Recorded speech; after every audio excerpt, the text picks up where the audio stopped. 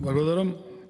Заменички министре, образложението ќе биде нешто слично како и за претходниот амандман, кој баравме пари за експресен пат Прилеп Битола грчка граница. Значи можда е во програмата на јавното претпријатие за државни патишта, меѓутоа искуствено гледано до сега многу мал дел од таа програма се реализира. Значи веќе 2,5 години уште во програмата на Социјалдемократскиот сојуз пред избори беше предвидено да се реконструира овој пат, ништо не е направено. Секој ден се возам по тој пат и можам да констатирам дека патот е во катастрофална состојба.